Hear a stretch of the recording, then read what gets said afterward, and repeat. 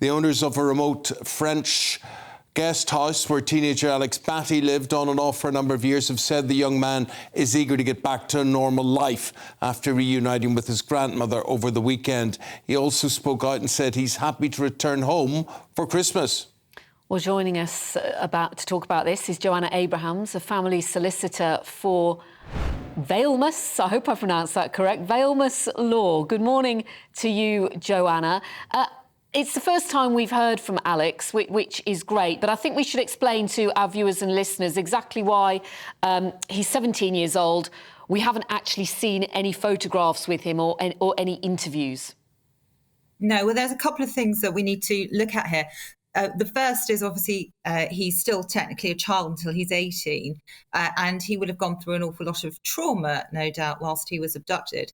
But one question a lot of people are asking is why did the mum not have these rights to remove her child? Why did Granny have these special rights?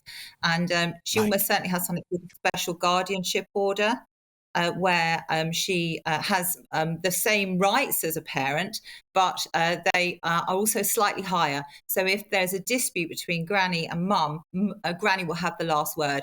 And they needed Granny's permission to remove him. And they did take him on a holiday, but not Granny's permission to remove him permanently from the jurisdiction, which is what happened. So this little boy, well, he was a little boy when he was 11, has been obviously on the move and hasn't settled anywhere, quite clearly, hasn't been in school, and is going to need to have some sort of period of rehabilitation with his maternal grandmother, who had what the old term was custody, but a special guardianship of him. And how unusual or not is it for that amount of time to have passed without there being any word or news of him or sightings?